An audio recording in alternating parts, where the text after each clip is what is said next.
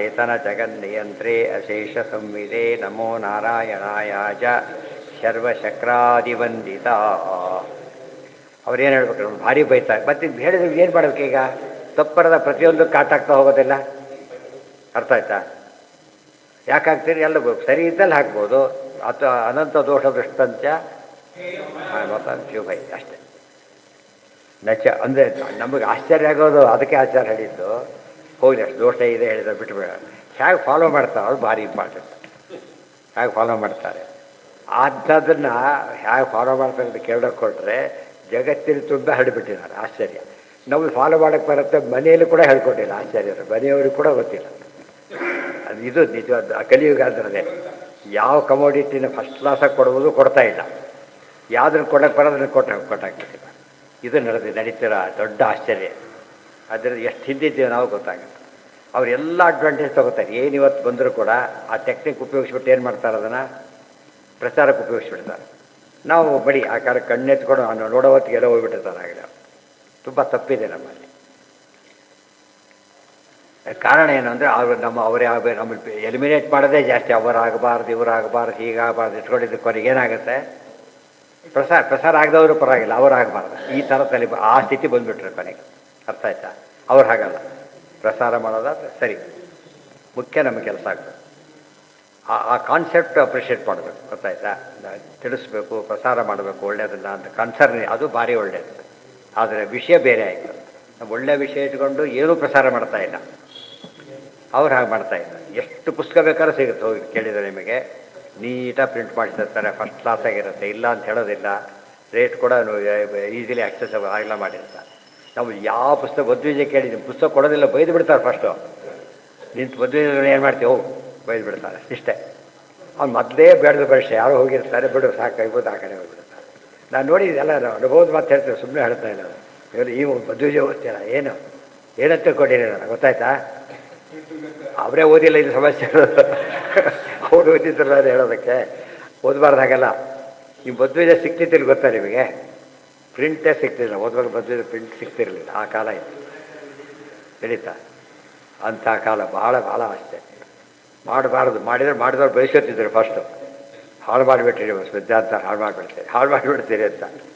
ಮತ್ತು ಬಡಿಸಿರೋ ಅಡುಗೆ ಮಾಡಿರೋದು ಯಾತಕ್ಕೆ ಆಗಿದ್ದಾರೆ, ಇಟ್ಟಿರೋದು ಯಾತಕ್ಕೆ? ಅಡುಗೆ ಬಡಿಸೋರಿಲ್ಲದೆ ಇವತ್ತು ಊಟ ಇಲ್ಲದೆ ಜನ ಬರೋದು ಆ ಸ್ಥಿತಿ ಆಗಿದೆ ಅಷ್ಟೇ. ಬಡಿಸೋರನ್ನ ಟ್ರೈನ್ ಅಪ್ ಮಾಡಬೇಕು. ಎಲ್ಲರಿಗೂ ಬಡಿಸೋಕ್ಕೆ ಬರೋದಿಲ್ಲ.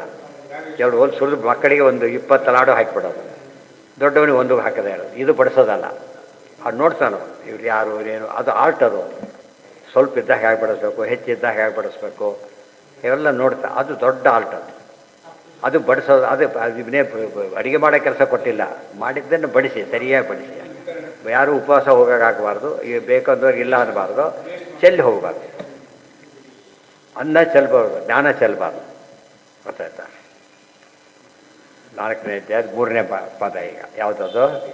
ತರ್ಹಿ ವಿಶೇಷತ್ವಾದೇವ ಪ್ರತೀಕ ಈಶ್ವರ. ಅದು ಪ್ರತೀಕ ದೇವರನ್ನು ತಿಳ್ಕೊಬೇಡ ಅಂದರೆ ತಿಳ್ಕೊಳ್ಳೋಕೆ ಹೋಗಬೇಡಿ, ಬಿಟ್ಟುಬೇಡ, ಬಿಡ್ಲಕ್ಕೂ ಹೋಗಬೇಡಿ. ಕೆಲವರೆಲ್ಲ ತಮಾಷೆ ಮಾಡ್ತಾರೆ. ವಿಗ್ರಹ ಪೂಜೆ ಮಾಡ್ತಾಯಿದ್ರು.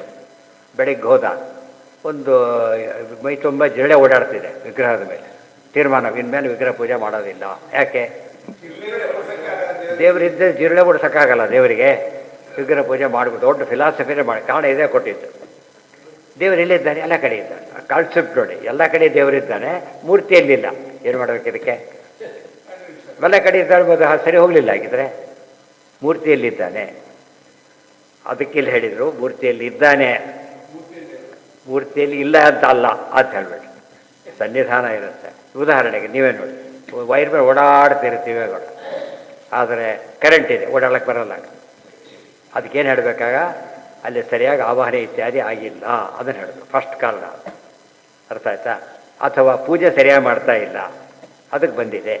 ಯಾವ ಜಿರಳೆಗಳೇ ಬರೋದವೆಲ್ಲ ಕೂಡ ಸರಿಯಾಗಿ ನೀಟ್ನೆಸ್ ಮೇಂಟೈನ್ ಬರುತ್ತೆ, ಅಷ್ಟೇ ಹೊರ್ತಿದ್ದಲ್ಲ. ನಾವು ಪ್ರತಿಮೆನೇ ದೇವರು ಅಂತ ಕರೆದ್ರೆ ಪ್ರಶ್ನೆ ಬರೋದು. ನಾವು ವೈರನ್ನೇ ಕರೆಂಟ್ ಅಂತ ಕರೆದಿಲ್ಲ. ಇವತ್ತಿನ ಸನ್ನಿಧಾನ ಎಕ್ಸ್ಪ್ಲೇನ್ ಮಾಡೋದು ಭಾಳ ಸುಲಭ. ನಾವು ವೈರ್ ಕರೆಂಟ್ ಇದ್ದ ವೈರ್ ಸನ್ನಿಧಾನ ಇರೋ ವಿಗ್ರಹ. ಅದಿಲ್ಲದೆ ಹೋದರೆ ಬರೀ ವೈರ್ ಅಷ್ಟೆ. ಅದಕ್ಕೆ ಹೇಳ್ತಾರೆ, ಕಂಡ ದೇವರನ್ನು ಪೂಜೆ ಮಾಡಿದ್ರೆ ಉಪಯೋಗ ಇಲ್ಲ ಅಂತ ಹೇಳ್ತಾರೆ. ಸೂಕ್ತ ಪ್ರತಿಷ್ಠಾಪನೆ ಆಗದೆ ಹೋಗಿದ್ದರೆ ಅಲ್ಲಿ ವಿಗ್ರಹ ಪೂಜೆ ಮಾಡಿದರೆ ಅನರ್ಥ ಆಗುತ್ತೆ ಅಂತ ಹೇಳ್ತಾರೆ. ಎಲ್ಲಿ ಸುತ್ತಮುತ್ತ ಸಮಯಕ್ಕೆ ದುರ್ಭಿಕ್ಷ ಬರುತ್ತೆ, ಲೋಕ ಕಲ್ಯಾಣ ಆಗೋದಿಲ್ಲ ಅಂತ ಹೇಳಿದ್ರು. ಆಗ ನಾವು ಎಲ್ಲಿ ತಪ್ಪು ತಿದ್ಕೋಬೇಕು ಬಿಟ್ಟುಬಿಟ್ರು, ಬೈಲಿಕ್ಕೆ ಶುರು ಮಾಡಿದ್ರು. ಅದು ಮತ್ತೆ ಎಲ್ಲ ಕಡೆ ದೇವರಿದ್ದಾರೆ, ಮತ್ತೆ ಇದು ಬೇರೆ ಇದೇ ರೀತಿ ಆಯಿತು. ದೇವರು ಎಲ್ಲ ಕಡೆ ಇದ್ದಾರೆ, ಮೂರ್ತಿಯಲ್ಲಿಲ್ಲ. ಈ ಮೂರ್ತಿ ಆ ಕೊನೆಗೆ ಇಲ್ಲ ಅಂದರೆ ಆಗಿ ಕೊನೆಗೆ ಎಲ್ಲವೂ ದೇವ್ರ ಮೂರ್ತಿ ಅಂತ ಹೇಳಿದಾಗ ದೇವರು ಎಲ್ಲೂ ಆಗ್ಬಿಡ್ತಾನೆ ಅಷ್ಟೇ. ಅದಕ್ಕೆ ಹೇಳಿದ್ರೆ ಹಾಗೆ ಮಾಡಿಕೊಡೋದು. ದೇವರನ್ನು ನಾವು ಮೂರ್ತಿ ಅಂತಲೇ ಕರೆದಿದ್ರೆ ಪ್ರಶ್ನೆ ಬರೋಲ್ಲ, ಕರೆದೇ ಇಲ್ಲ. ಅದಕ್ಕೋಸ್ಕರ ಅನ್ಯಸ್ಯ ಈಶತ್ವ ಗ್ರಹಣಸ್ಯ ಮಿಥ್ಯಾಜ್ಞಾನತ್ವಾದೇವ ಅನುಪಪತ್ತೆ. ತಾತ್ಪರ್ಯ ಯಾವ ಪ್ರತಿಮೆಯಲ್ಲಿ ಯಾವ ದೇವರಿದ್ದಾರೆ ಅಂತ ಹೇಳಬೇಕು, ಅದು ತಿಳ್ಕೊಂಡ್ರೆ ತಪ್ಪಲ್ಲ, ಬೇರೆ ತಿಳ್ಕೊಂಡ್ರೆ ತಪ್ಪೇ ಅದು. ಅರ್ಥ ಆಯ್ತಾ? ಅದಕ್ಕೆ ದೇವರು ಅಂತ ಪ್ರಶ್ನೆ ಬಂದಾಗ ಬೇರೆ ಯಾವುದನ್ನೂ ದೇವರು ಅಂತ ತಿಳಿಬಾರ್ದು. ಕುಡಿದ್ದೆಲ್ಲ ದೇವರ ಪ್ರತೀಕ, ಇಡೀ ಜಗತ್ತೇ ಏನದು ದೇವರ ಪ್ರತೀಕ. ಅದಕ್ಕೆ ವಿರಾಟ್ ರೂಪ ಅಂದರೆ ಅದೇ. ವಿರಾಟ್ ರೂಪ ಇಜಿಕೊಟ್ಟು ವಿರಾಟೇ ಪ್ರತಿಮೆಯಲ್ಲಿ, ವಿಶ್ವನೇ ಪ್ರತಿಮೆ, ಅದರಲ್ಲಿ ದೇವರು ನೋಡು. ಅರ್ಥ ಆಯ್ತಾ? ಅವಾಗ ಸಮಸ್ಯೆ ಬರಲೇ ಇಲ್ಲ. ಅದಕ್ಕೆ ನರಕದಲ್ಲಿ ದೇವರಿದ್ದಾನೆ ಪ್ರಶ್ನೆ ಮಾಡಿದರು, ಇಲ್ಲ. ನರಕದಲ್ಲಿ ದೇವರಿಲ್ಲ, ಪ್ರತಿಮೆಯಲ್ಲಿ ದೇವರಿಲ್ಲ, ಮತ್ತು ಎಲ್ಲಿದ್ದಾನಾಗಿದ್ದಾರೆ? ನೀರಲ್ಲಿ ದೇವರಿಲ್ಲ, ಚಳಿ ಆದರೆ ಕಷ್ಟ, ಬಿಸಿಯಲ್ಲಿ ಬೆಂಕಿಯಲ್ಲಿ ಮೊದಲೇ ಇಲ್ಲ, ಸುಟ್ಟೋದ್ರೆ ಕಷ್ಟ. ಬರೀ ದೇವರು ಎಲ್ಲಿ ಇದೇ ಅವಾಚ್ಯವ ಅಂತ ಹೇಳಿದಾಗ ಆಯ್ತು ಅಷ್ಟೇ. ಹೇಳು ಅರ್ಥ ಆಗಿದೆ. ಆದ್ದರಿಂದ ಇದಕ್ಕೆಲ್ಲ ಪ್ರತಿಮೆಗೆ ಒಳ್ಳೆ ಉತ್ತರ, ಇದು ತುಂಬ ಅರ್ಥ ಇದೆ ಇದಕ್ಕೀಗ.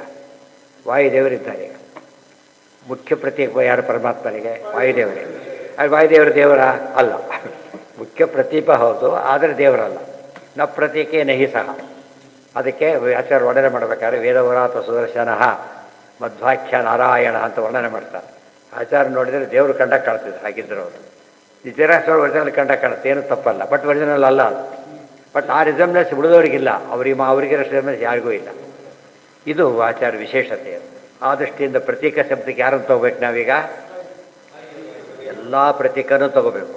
ಯಾವ ಪ್ರತೀಕವೂ ದೇವರಲ್ಲ, ದೇವರ ಸನ್ನಿಧಾನ ಇದೆ. ಅತಿ ದೊಡ್ಡ ಪ್ರತೀಕ ಯಾವುದು ಅಂದರೆ ವಾಯುದೇವರು. ಅತಿ ದೊಡ್ಡ ಪ್ರತೀಕ ವಾಯುದೇವರೇ ದೇವರಲ್ಲ ಅಂದಮೇಲೆ ಇಲ್ಲಿ ಉಳಿದವರು ಹೇಗೆ ದೇವರಾಗ್ತಾರೆ? ಸಾಧ್ಯನೇ ಇಲ್ಲ. ಅಲ್ಲಿ ಬಂತು, ಅಲ್ಲಿ ಪೂರ್ತಿಯಾಗಿ ನಮಗಿದಾಗಿದೆ. ಫೋಟೋ ತೆಗಿಬೇಕು, ಯಾರೋ ಕಳಿಸ್ಬೇಕಾಗಿದೆ. ಈ ಕೈ ಫೋಟೋ ಕಾಲು ಫೋಟೋ ತೆಗಿತಾರೆ ಯಾರು? ಕೈ ಫೋಟೋ ಕಾಲು ಫೋಟೋ ಬೆನ್ನು ಫೋಟೋ ತೆಗೆದು ಕಳಿಸ್ತಾರಾ? ಚಿಕ್ಕ ಮುಖದ ಮಾತ್ರ ಕಳಿಸ್ತಾರೆ, ಅದು ಮೇನ್. ಅದು ಯಾಕೆ ಗೊತ್ತ? ಮುಖದಲ್ಲಿ ಏನಿದೆ? ಎಲ್ಲ ಇಂದ್ರಿಯಗಳಿರೋದು ಇಲ್ಲೇನೆ. ಅರ್ಥ ಆಯ್ತಾ? ಈಗ ಎಲ್ಲ ಇಂದ್ರಿಯಗಳಿಗೆ ಫುಲ್ಲು ಪ್ಯಾಕ್ ಆಗಿರೋದೆಲ್ಲಿ? ಅಲ್ಲೇ ಇರೋದು. ಅದು ಇಷ್ಟು ಅದನ್ನ ಯಾವ್ದು ಪೂರ್ತಿ ಅರ್ಥ ಆಗ್ತಾನೆ ಅಂತ ನೋಡಿಬಿಟ್ರೆ ಅರ್ಥ. ಕೈ ಕಾಲು ನೋಡಿದರೆ ಆ್ಯಕ್ಚುಲಿ ಕೈ ಕಾಲು ಯುನಿಕ್ಕೆ, ಬೇರೆಯವ್ರದ್ದು ಅಲ್ಲ ಅದು. ಬಟ್ ಇಷ್ಟು ಸುಲಭವಾಗಿ ಅರ್ಥ ಆಗ್ಲಿಕ್ಕೆ ಬರೋದಿಲ್ಲ. ಆ ದೃಷ್ಟಿಯಿಂದ ಪ್ರತೀಕವನ್ನು ಪೂಜೆ ಮಾಡಬೇಕು. ಪ್ರತೀಕನೇ ದೇವರು ಅಂತ ತಿಳಿಬಾರ್ದು. ನಚ ಪ್ರತಿದಿನಂ ವಿವಿಧ ಗುಣನ್ಯಾಸೇನ ಭಗವತ್ಪ್ರೀತಿ ಉಪಪತ್ತೇ ನ ಬ್ರಹ್ಮತ ದೃಷ್ಟಿ ನಿಯಮ ಇತಿ ವಾಚ್ಯಂ ಅಶೇಷ ಗುಣಾಂತರ್ಭಾವೇನ ತಸ್ಯೈವ ಅಧಿಕ ಸಾಧನತ್ವ. ಒಂದು ಪ್ರಶ್ನೆ ಬಂತು, ಪರಮಾತ್ಮನನ್ನು ನಾವು ಆರಾಧನೆ ಮಾಡಬೇಕಾದ್ರೆ ಏನು ಮಾಡಿದರೆ ಸಾಕು? ನಾವೀಗ ದೇವರು ಸಂತೋಷ ಪಡಿಸ್ಬೇಕು, ಹೌದಲ್ಲೋ? ಒಂದೊಂದು ಗುಣ ಉಪಾಸನೆ, ನಮಗೆ ಬೇಕಾದ ಗುಣ ಉಪಾಸನೆ ಮಾಡೋಣ ಅಂದರೆ ಇಲ್ಲ, ಬ್ರಹ್ಮ ಅಂತ ಉಪಾಸನೆ ಮಾಡಲೇಬೇಕು. ಬ್ರಹ್ಮ ಅಂದರೆ ಏನು? ಗುಣಪೂರ್ಣ. ಗುಣಪೂರ್ಣತ್ವ ಕಾನ್ಸೆಪ್ಟ್ ಇಲ್ಲದೆ ಹೋದರೆ ದೇವರು ಎಂಬುದಕ್ಕೆ ಅರ್ಥನೇ ಇರೋದಿಲ್ಲ. ಮತ್ತು ಆಕಾಶ ಅಂಥೇಳಿ ಇದನ್ನು ಆಕಾಶ ಅಂತ ತೋರಿಸಲ್ಲ, ರೂಫ್ ಅಷ್ಟೇ ಇದು. ಆಕಾಶ ಅಲ್ಲ, ಅದು ಇದು ಆಕಾಶ ಅಂತ ತೋರಿಸ್ತೇನೆ. ಯಾಕೆ? ಇದು ಆಕಾಶನೇ ಅಲ್ಲ ಅಂತೇನಲ್ಲ, ಇದು ಆಕಾಶನೇ. ಬಟ್ ಇದಕ್ಕೆ ಸರಿಯಾದ ಆಕಾಶ ಕಾನ್ಸೆಪ್ಟ್ ಬರೋ ಹೊರ ನಿಂತ್ಕೊಂಡ್ರೆ. ಸೊ ಬ್ರಹ್ಮಶಬ್ದಕ್ಕೆ ಎಷ್ಟು ಕೆಪಾಸಿಟಿ ಇದೆ ಅಂದರೆ ಗುಣಪೂರ್ಣತ್ವವನ್ನು ಸರಿಯಾಗಿ ಹೇಳೋ ಶಕ್ತಿ ಇರೋದರಿಂದ ಆ ಶಬ್ದ ಉಪಯೋಗಿಸು. ಬ್ರಹ್ಮದೃಷ್ಟಿ ಉತ್ಕರ್ಷಾತ್, ಮುಂದಿನ ಸೂತ್ರ ಅದೇ. ಬ್ರಹ್ಮದೃಷ್ಟಿ ಉತ್ಕರ್ಷಾತ್. ಎಲ್ಲೆಲ್ಲಿ ನಾವು ಹೆಚ್ಚೆಚ್ಚು ಉತ್ಕರ್ಷವನ್ನು ಕಾಣ್ತೇವೋ ಅಲ್ಲಿ ಬ್ರಹ್ಮದೃಷ್ಟಿಯನ್ನು ಮಾಡಬೇಕು. ಅದೇ ಭಗವದ್ಗೀತೆಯಲ್ಲಿ ಬಂದಿರೋದು. ಯದ್ಯದ್ವಿಭೂತಿ ಮತ್ ಸರ್ವಂ ಸೇಮದುರ್ಜಿತಮೇವ ತತ್ತದೇವ ಅವಗಚ್ಚತ್ವಂ ಮಮ ತೇಜೋಂಶ ಸಂಭವ. ಎಲ್ಲೆಲ್ಲಿ ಜಾಸ್ತಿ ಆಗಲೇ ಶುರುವಾಗುತ್ತೆ. ಮೊದಲೇನಂದ? ಸುಮ್ಮನೆ ನೋಡ್ದ, ನಿಧಾನ ನೋಡಿದ, ಬಿಸಿ ಕಾಣಿಸ್ತು. ಓ ಬಿಸಿ ಇದೆ, ಪರವಾಗಿಲ್ಲ ಅಂದ್ಕೊಂಡ. ಇನ್ನು ಮುಂದೆ ನೋಡ್ತಾ ಇರ್ತಾರೆ, ಬಿಸಿ ಜಾಸ್ತಿ ಆಗ್ತಾ ಹೋಗ್ತಾಯಿದೆ. ಓ ಇದು ಬಿಸಿ ಅಲ್ಲ, ಬೆಂಕಿನೇ ಗೊತ್ತಾಯ್ತು.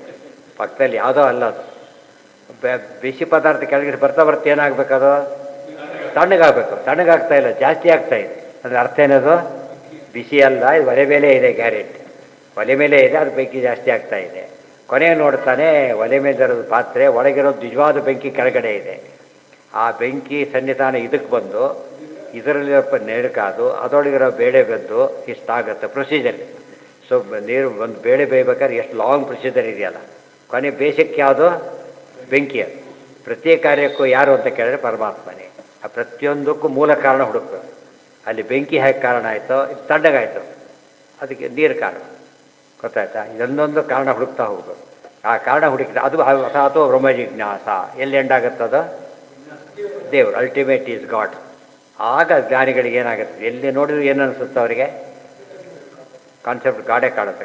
ಕಂಡಲ್ಲಿ ವಿಶ್ವರೂಪ ಕಾಂಬರು ನಚ ಪ್ರತಿದಿನ ವಿವಿಧ ಗುಣನ್ಯಾಸೇನ. ಇಲ್ಲ, ಬ್ರಹ್ಮದೃಷ್ಟಿ ಮಾಡಬೇಕು, ಎಲ್ಲ ಗುಣಗಳನ್ನು ಕೂಡ ಉಪಾಸನೆ ಮಾಡಬೇಕು ಅಂತ ಅದರ ಮೆಸೇಜ್. ಬ್ರಹ್ಮಶಬ್ದನ ಉಪಾಸನೆ ಮಾಡಿ ಅಂತೇಳಿ ಮೊದಲನೇ ಸೂತ್ರನೇ ಹೇಳಿಬಿಡ್ತಾರೆ. ಬ್ರಹ್ಮಶಬ್ದ ಯಾತಕ್ಕೆ ಉಪಯೋಗಿಸಿದ್ರು ಅಂತ ಕೇಳಿದ್ರೆ, ಪೂರ್ಣತ್ವವನ್ನು, ಗುಣಪೂರ್ಣತ್ವವನ್ನು ಸ್ಪಷ್ಟವಾಗಿ ಅರ್ಥ ಮಾಡ್ಕೊಳ್ಳೋಕೆ ಬೇಕಾದ ಪದ ಬ್ರಹ್ಮಶಬ್ದ. ಅದು ಬ್ರಹ್ಮದೇವರು ಅಂತ ಯಾತಕ್ಕೆ ಕರೀತಾರೆ? ಅದೇ ಕಾರಣನೇ. ಜೀವಕೋಟಿಯಲ್ಲಿ ಪೂರ್ಣ ಅಂದ್ರೆ ಅವರೇ. ಏ ಗುಣನಾಮ ಜಗತ್ ಪ್ರಸಿದ್ಧ. ಈ ಭಾವಿ ಬ್ರಹ್ಮ ಗುಣಪೂರ್ಣತ್ವ ಇದೆ. ಆದರೆ ಇವರಲ್ಲಿರೋ ಗುಣಪೂರ್ಣತ್ವ ಅನ್ಬೋದು ಎಷ್ಟು ಅಲ್ಲ. ವಾಯುದೇವರಲ್ಲಿ ನಿರವಧಿಕ ಅಲ್ಲ. ವಾಯುದೇವರಲ್ಲಿ ಎಷ್ಟಿದೆ? ಏ ಗುಣನಾಮ ಜಗತ್ ಪ್ರಸಿದ್ಧ. ಜಗತ್ತಿಗೆ ಏನೇನು ಗೊತ್ತಿದೆ ಅಷ್ಟು ಗುಣಗಳೆಲ್ಲ ಇದೆ. ದೇವರಲ್ಲಿ ಹಾಗಲ್ಲ, ಶ್ರುತ ಅಶ್ರುತ ಎಲ್ಲ, ಮತ್ತು ವಿರುದ್ಧ ಧರ್ಮಗಳು ಬೇರೆ ಇದೆ. ಇದು ಭಾರಿ ಆಶ್ಚರ್ಯ. ಆಗ ದೇವ್ರ ಗುಣಪೂರ್ಣತ್ವ ರೀತಿ ಬೇರೆ ಆಗೋಯ್ತಾಗ. ಇವರು ಗುಣಪೂರ್ಣ, ಅವರು ಗುಣಪೂರ್ಣರಾದರು. ಅದಕ್ಕೆ ಇವರು ಏನಂತ ಕರೆದ್ರು? ಬ್ರಹ್ಮಶಬ್ದ ವಾಚ್ಯತ್ವ ಇದೆ. ಮುಖ್ಯವಾಗಿ ಬ್ರಹ್ಮ ಒಳಗಿದ್ದಾನೆ, ಪರಮಾತ್ಮ ಒಳಗೆ. ಬ್ರಹ್ಮರೂಪೋತ್ಸವ ಒಳಗಿರೋ ಪರಮಾತ್ಮ ಏನಂತ ಕರೀತಾರೆ? ನಾವು ವೈರ್ ತೋರಿಸ್ತೇವೆ, ಕರೆಂಟ್ ಅಂತೀವಿ. ಆ್ಯಕ್ಚುಲಿ ವೈರ್ ತೋರಿಸಿ ಕರೆಂಟ್ ಒಳಗಿದೆ ಅಂತ ಹೇಳೋದಿಲ್ಲ, ಅದೇ ಕರೆಂಟ್ ಅಂತ ಕರೀತಾರೆ. ಅದೇ ಯಾಕೆ? ಸನ್ನಿಧಾನ ಭಾರಿ ಜಾಸ್ತಿ ಇರೋದಕ್ಕೋಸ್ಕರ ಅದೇ ಕರೆಂಟ್ ಅಂತೆ. ಬ್ರಹ್ಮ ಅಂತ ಯಾತಕ್ಕೆ ಹೆಸರು ಬಂತು ಅಂದರೆ, ಬೇರೆ ಅತಿ ಹೆಚ್ಚು ಸನ್ನಿಧಾನ ಪರಮಾತ್ಮ ಇಟ್ಟಿರೋದು ಎಲ್ಲಿ ಅಂದರೆ ಬ್ರಹ್ಮದೇವರಲ್ಲಿ. ಅದಕ್ಕೆ ಏನಂತ ಕರೀತಾರೆ? ಅವ್ರನ್ನ ಬ್ರಹ್ಮ ಅಂತಲೇ ಕರೆದು ಬಿಡ್ತಾರೆ. ಇದು ದೇವರ ಮಹಿಮೆ. ಅಷ್ಟಾಯ್ತು. ನಚ ಚತುರ್ಮುಖ ಮುಂದಿನ ಶಬ್ದ. ಈ ಬ್ರಹ್ಮ ಅಲ್ಲ ಅಂತ ಹೇಳೋದಕ್ಕೋಸ್ಕರ. ನಚ ವಿವಿಧ ಸ್ಥಾನೇಶು ಆದಿತ್ಯಾದೀನಾಂ ಚರಣಾತ್ ವಿಷ್ಣಾಂಗೇಶು ವಿಷ್ಣು ಅಂಗೇಶು ಆದಿತ್ಯಾದಿಮತಿ ಮತಿ ನಿಯಮೋ ನಾಸ್ತಿ ಇತಿ ವಾಚ್ಯಂ. ತತ್ಕೃತಾವೇವ ಕೃತ್ಯಸ್ಯ ಆಪ್ತತ್ವಾದಿತ್ಯಾದಿ ಇತ್ಯಾದೀನಾಂ. ಆ ಒಂದು ಪ್ರಶ್ನೆ ಬಂತು. ನಚ ವಿವಿಧ ಸ್ಥಾನೇಶು ಆದಿತ್ಯಾದೀನಾಂ ಚರಣ ವಿಷ್ಣು ಅಂಗೇಶು ಆದಿತ್ಯಾದಿ ಮತಿ ನಿಯಮ ನಾಸ್ತಿ ಇತಿ ವಾಚ್ಯಂ. ದೇವರ ಅಂಗದಲ್ಲಿ ಆದಿತ್ಯಾದಿಗಳಿದ್ದಾರೆ. ಇದು ಇನ್ನೊಂದು ರೀತಿ. ಲೋಕಗಳ ಚಿಂತನೆ ಮಾಡಿ ವಿರಾಟ್ ರೂಪ ಚಿಂತನೆ ಆಗುತ್ತೆ. ದೇವರು ನೋಡಿದ ತಕ್ಷಣ ಕಣ್ಣುಗಳಲ್ಲಿ ಚಂದ್ರ ಸೂರ್ಯರಿದ್ದಾರೆ. ಗೊತ್ತಾಯ್ತಾ? ಶಿಶೂರ್ಯ ನೇತ್ರಂ ಭಗವದ್ಗೀತೆ ಹೇಳ್ತಾ ಇದೆ. ತೋಳುಗಳಲ್ಲಿ ಹೇಗಿದ್ದಾರೆ, ಇದರೆಲ್ಲ ವಿಶ್ವರೂಪದ ಕಾನ್ಸೆಪ್ಟ್. ಎಲ್ಲ ದೇವತೆಗಳು ದೇವರನ್ನು ಆಶ್ರಯಿಸಿದ್ದಾರೆ. ಆಗ ಸೂರ್ಯ ಕಣ್ಣಲ್ಲಿ ಇದ್ದಾನೆ. ಆದಿತ್ಯನ ತಗೊಂಡು ಎಕ್ಸಾಂಪಲ್ ಇರ್ತದೆ. ಆದಿತ್ಯನನ್ನು ಆದಿತ್ಯನನ್ನು ಎಲ್ಲ ಕಡೆ ಓಡಾಡ್ತಾ ಯಾಕೆ ಉಪಾಸನೆ ಮಾಡ್ತೀವಿ? ನಾವು ಮಾಡ್ತೀವಿ. ದೇವರ ಅಂಗದಲ್ಲಿ ಯಾಕೆ ಉಪಾಸನೆ ಮಾಡಬೇಕು ಅಂತ ಕೇಳ್ತೇವೆ. ಅಂಗದಲ್ಲಿ ಯಾಕೆ ಉಪಾಸನೆ ಮಾಡಬೇಕು ಅಂತ ಕೇಳಿದ್ರೆ ವೆರಿ ಸಿಂಪಲ್. ಅದು ಇಂಥ ಆದಿತ್ಯ ದೇವರೊಂದು ಅಂಗ ಮಾತ್ರ. ಅಂಗ ಮಾತ್ರ ಅಂದ್ರೇನು? ಎಷ್ಟೇ ಸ್ಮಾಲ್ ಪೋರ್ಷನ್ನಲ್ಲಿ ಅದು ಕೂಡ ನೆಲೆಸಿದ್ದಾನಷ್ಟೇನೆ. ದೇವರು ಅಲ್ಲಿ ಕಣ್ಣಲ್ಲಿ ದೇವ್ರ ಕಣ್ಣಲ್ಲಿದ್ದಕ್ಕೆ ದೇವರಿಗೆ ಕಣ್ಣು ಕಾಣುತ್ತೆ ಅಲ್ಲ, ಸೂರ್ಯನಿಗೆ ಕಣ್ಣು ಕಾಣಿಸೋಕ್ಕೆ ಶಕ್ತಿ ಬಂತಾರೆ. ಚಕ್ಷುರಭಿಮಾನಿಯಾಗಿ ಸೂರ್ಯ ಇರಲಿಕ್ಕೆ ಕಾರಣ ಆತ ಇರೋ ಅಂಗ ಯಾವುದು? ದೇವರ ಇದರಲ್ಲಿ ಕಣ್ಣಲ್ಲಿದ್ದಾನೆ. ಆಗ ನಮ್ಮಲ್ಲಿ ದೇವರ ಸನ್ನಿಧಾನ ಇದ್ದಾಗ, ಅಂದರೆ ಪ್ರಾಣ ಇದ್ದಾಗ, ಇಲ್ಲಿ ಸೂರ್ಯ ಇದ್ದಾನೆ ಅಂತ ಅನುಸಂಧಾನ ಮಾಡಬೇಕು. ಇಲ್ಲದವರು ಅನುಸಂಧಾನ ಯಾಕೆ ಮಾಡಬೇಕು ಅಂತ ಕೇಳಿದವನು. ಯಾವ ಲಿಮಿಟೇಷನ್ ಗೊತ್ತಾಗೋದು ಸೂರ್ಯಂದು? ಎಲ್ಲ ದೇವ್ರು ತೋರಿಸ್ಬೇಕು, ಇಲ್ಲಿದ್ದಾರೆ ದೇವರು ಸೇರಿಸ್ಬೇಕು, ಎಲ್ಲ ಕಡೆ ಇದ್ದಾನೆ ಹೇಳಬೇಕು. ಇವತ್ತು ಆಕಾಶ ತೋರಿ ಎಲ್ಲ ಕಡೆ ಆಕಾಶ ಇದೆ, ಎಲ್ಲ ಕಡೆ ಗಾಳಿ ಇದೆ ಹೇಳಿಬಿಡ್ತೇವೆ. ಆದರೆ ಬಿಟ್ಟು ಬಲ್ಬ್ ಅಲ್ಲಿ ಮಾತ್ರ ಇದೆ ಅಂತ ಹೇಳ್ತೇವೆ, ಫ್ಯಾನ್ ಅಲ್ಲಿ ಮಾತ್ರ ಇದೆ ಅಂತ ಹೇಳ್ತೇವೆ. ಬೇರೆ ದೇವತೆಗಳು ಹಾಗೆ ಒಂದೊಂದು ಕಡೆ ಮಾತ್ರ ಇದ್ದಾರೆ. ದೇವ್ರು ಎಲ್ಲಿದ್ದಾನೆ? ಎಲ್ಲ ಕಡೆ ಇವರಿಗೆ ಆಶ್ರಯ ಕೊಟ್ಕೊಂಡಿದ್ದಾನೆ. ಮತ್ತೆ ಇವ ಎಲ್ಲೆಲ್ಲಿ ಆಶ್ರಯ ಪಡೆದಿರ್ತಾರೋ ಆ ಗುಣ ಇವ್ರಿಗೆ ಬರುತ್ತೆ. ಗೊತ್ತಾಯ್ತಾ? ಬಿಸಿ ಪದಾರ್ಥ ಎದ್ದು ಬಂದರೆ ಮೈಯೆಲ್ಲ ಬೆಚ್ಚಗಿರುತ್ತೆ. ಇಲ್ಲಿ ಕಣ್ಣಲ್ಲಿರೋದಕ್ಕೆ ಬೆಳಕು ಕೊಡೋ ಶಕ್ತಿ ಬರುತ್ತೆ. ವರುಣ ಬಾಯಲ್ಲಿದ್ದಾನೆ, ಆದ್ದರಿಂದ ತಣ್ಣಗಿರ್ತಾನೆ. ಅಗ್ನಿ ಹಾಗೇನೆ ಬಾಯಲ್ಲೇನೆ. ಯಾರ್ಯಾರು ಎಲ್ಲೆಲ್ಲಿದ್ದಾರೆ ನೋಡಬೇಕು. ಈ ಅನುಸಂಧಾನ ಮಾಡಿದಾಗ ಹರಿಸರ ಒತ್ತ ಏನಾಗ್ತದೆ ನಮಗಾಗ ಕ್ಲೀನಾಗಿ ಗೊತ್ತಾಗ್ತದೆ. ಹೌದು ಹೌದು. ಉತ್ಪತ್ತ್ಯಂಗ, ಅವ್ರ ಉತ್ಪತ್ತ್ಯಂಗನೇ ಅವ್ರು ವಾಸ ಮಾಡೋ ಜಾಗ ಕೂಡ ಅವರು. ಎಲ್ಲಿಂದ ಹುಟ್ಟಿರ್ತಾರೋ ಅಲ್ಲೇ ಹುಟ್ಟುತ್ತೆ. ಚಕ್ಷೋ ಸೂರ್ಯೋ ಅಜಾಯತ. ಹಾಗೆ ಅಲ್ಲಿಗೆ ನಾಳೆ ದಿವಸ ಅದು ಮುಂದಿನ ಭಾಗ. ಸೊ ಉಪಾಸನೆ ಮಾಡಬೇಕು. ಯಾವ ರೀತಿ ಮಾಡಬೇಕು ಎಂಬುದನ್ನು ಹೇಳಿ. ನಾಳೆ ಇಲ್ಲ, ನಾಳೆ ಸರ್ವೇಂದ್ರಿಯ ಪ್ರೇರಕೇಣ ಶ್ರೀ ಇದೊಂದು